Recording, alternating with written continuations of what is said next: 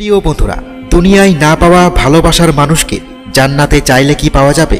ধরুন আপনি একজনকে পছন্দ করেন, কিন্তু তার সাথে আপনার কোনো কারণে বিয়ে হয়, তবে জান্নাতে কি তাকে সাথী হিসেবে পাওয়া যাবে? প্রিয় দর্শক, আজ খুব গুরুত্বপূর্ণ একটি টপিক নিয়ে আলোচনা করতে যাচ্ছি, তাই শেষ পর্যন্ত আমাদের সঙ্গেই থাকুন।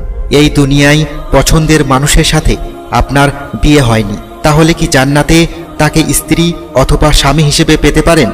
এর উত্তর হচ্ছে আপনি তাকে পেতে পারেন, তবে জান্নাতে তাকে পাওয়ার জন্য এখানে কিছু শর্ত রয়েছে। যেমন আপনার পছন্দের সেই নারী, তাকেও জান্নাতি হতে হবে। আপনি জান্নাতি হবেন এবং সেই নারী যদি জাহান্নামে যায় তাহলে এটা সম্ভব হবে না। তারপর জান্নাতে সেই নারীকে সিঙ্গেল হতে হবে। জান্নাতে কিভাবে সিঙ্গেল হয় এর বিভিন্ন উপায় আছে। যেমন ধরেন, হয়তো দুনিয়াতে ওই নারী আজীবন বিবাহ করেন কিংবা বিয়ের আগে ইন্তেকাল করেছেন, অথবা দুনিয়াতে যার সাথে তার বিয়ে হয়েছিল তার সেই স্বামী জান্নাতে যেতে পারেন। এভাবে তিনি জান্নাতে সিঙ্গেল থাকবেন। এবং এখানে আরেকটি শর্ত হচ্ছে, সেই নারী জান্নাতে যাওয়ার পর যদি অন্য কোনো জান্নাতি পুরুষকে পছন্দ করে তাহলে তার সাথে তাকে বিয়ে দেওয়া হবে। এক্ষেত্রে আপনি তাকে পাবেন না। কিন্তু যদি জান্নাতেও সে আপনাকেই পছন্দ করে তাহলে জান্নাতে তাকে আপনার সাথে বিবাহ দেওয়া হবে। আরও একটি ব্যাপার রয়েছে, যদি জান্নাতে আপনার যে স্ত্রী থাকবে সেও যদি জান্নাতি হয় তাহলে জান্নাতে তার সাথে আপনার বিয়ে দেওয়া হবে। জান্নাতেও আপনারা স্বামী স্ত্রী হিসেবে থাকবেন। তখন আপনার প্রেমিকাকে বিয়ে করার বিষয়ে তার অসম্মতির ব্যাপার রয়েছে, কারণ জান্নাতে কাউকেই অখুশি করা হবে না।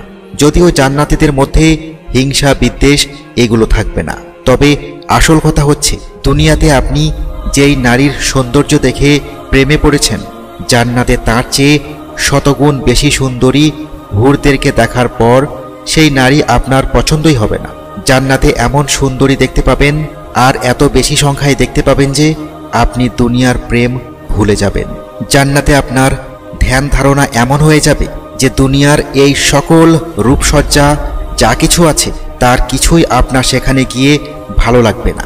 এই জাগতিক দুনিয়াতে আপনার কাছে তাকে ভালো লাগতে পারে, তবে এমন ইচ্ছা মন মানসিকতা জান্নাতে আপনার আর থাকবে না।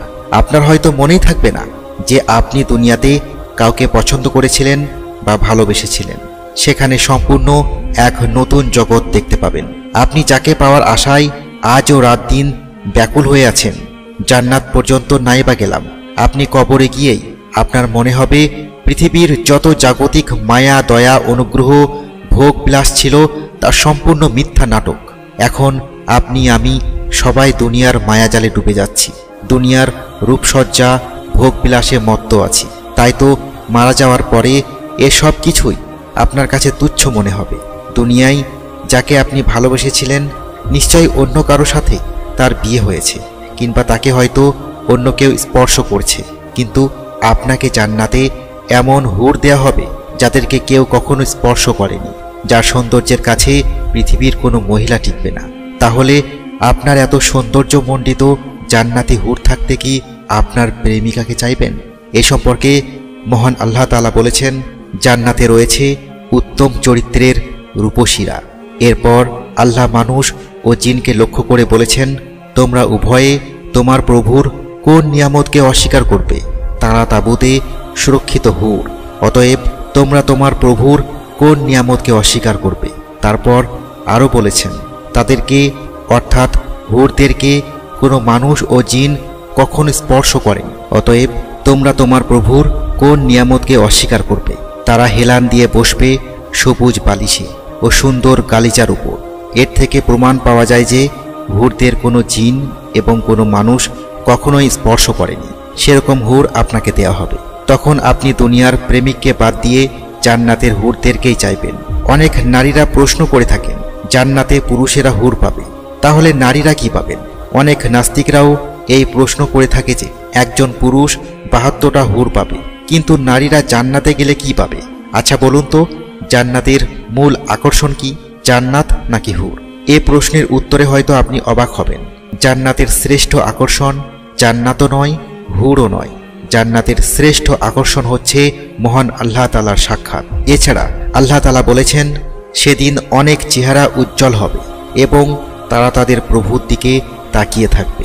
এ বিষয়ে নবী সাল্লাল্লাহু আলাইহি ওয়াসাল্লাম বলেছেন, আল্লাহর কসম, আল্লাহর সাক্ষাতের চেয়ে অধিক প্রিয় আকাঙ্ক্ষিত বস্তু তিনি মানুষকে দান করেন নাই। এছাড়া বলা হয়েছে, আল্লাহর কাছে সবচেয়ে মর্যাদাবান ব্যক্তি জান্নাতে সকাল সন্ধ্যায় আল্লাহ তাআলার সাক্ষাৎ লাভ করবে। এই দুটি হাদিস তিরমিজিতে রয়েছে। এই আয়াত ও হাদিস সমূহ থেকে স্পষ্ট যে আখিরাতের শ্রেষ্ঠ আকর্ষণ হল আল্লাহ তাআলার সাক্ষাৎ, আল্লাহ তাআলার দিদার। জান্নাতের সর্বাপেক্ষা মর্যাদাবান ব্যক্তি বেশিরভাগ আল্লাহ তাআলার সাক্ষাৎ পাবে। তাই আমাদের উচিত আমরা যেন জান্নাতের থেকে বেশি আশা রাখি আল্লাহর সাক্ষাৎ লাভের। আল্লাহর দিদারের চেয়ে অধিক আনন্দের বিষয় জান্নাতে আর কোনো কিছু নেই। সারা জীবন আমরা যে আল্লাহ তাআলাকে না দেখেই তার ইবাদত করলাম, না দেখেই শুধু শুনেই আল্লাহর হুকুম মেনে নিলাম, তার কাছে নিজের ইচ্ছাকে সমর্পণ করলাম, সেই আল্লাহকে দেখা ছাড়া একজন মুসলমানের আর কি বড় পাওয়া হতে পারে। হাদিসে রয়েছে, যখন আল্লাহর দিদার হবে, মানুষ তার রবের দিকে পলকহীন দৃষ্টিতে বছরের পর বছর ধরে তাকিয়ে থাকবে এবং আল্লাহ বলবেন, আর কত দেখবে? তখন মানুষ বলবে, এইমাত্র তো আপনার দিকে তাকিয়েছি। সব থেকে সুন্দর হবে আল্লাহ তাআলার দিদার। জান্নাতে পুরুষরা হুর পাবে আর মহিলারা কিছুই পাবে না। এটা ভুল কথা। হুর শব্দটি আরবি শব্দ হাউরহু শব্দের বহুবচন। শব্দটি স্ত্রীলিঙ্গ বিশেষণ, তাই শব্দটির অর্থ হবে পবিত্র নারী সঙ্গী। আর কোরআনে যতবার হুর শব্দের ব্যবহার হয়েছে তা নারীর সঙ্গীর অর্থেই ব্যবহার হয়েছে। আর এজন্যই অভিযোগ যে শুধু পুরুষরা হুর পাবে, নারীরা জান্নাতে গেলে কি পাবে? আপনি জান্নাতে যা চাইবেন তাই পাবেন। সুতরাং নারীরা পুরুষ সঙ্গে প্রার্থনা করলে অবশ্যই পাবে। এখন মনে প্রশ্ন জাগতে পারে, পুরুষরা তো ৭২টা করে হুর পাবে, নারী কতজন পাবে? এ সম্পর্কে সরাসরি কিছু বলা হয়নি। আসলে যারা এই প্রশ্নটি করেন তারা নারীদেরকে স্বভাবগত দিক দিয়ে পুরুষের মতো মনে করেন, যা একেবারেই ভুল। নারীদের বৈশিষ্ট্য সম্পূর্ণ আলাদা। পুরুষরা সাধারণ একাধিক নারী সঙ্গে পছন্দ করে, অনেক মেয়েদের সাথে মেলামেশা করতে চায়, কিন্তু আল্লাহ তাআলা মেয়েদের এমন স্বভাব দিয়ে তৈরি করেছেন যে নারীরা একাধিক পুরুষকে নিয়ে খুশি হন না। তারা একজনকেই একান্ত নিজের করে পেতে চান, তার সাথেই সময় কাটাতে চান।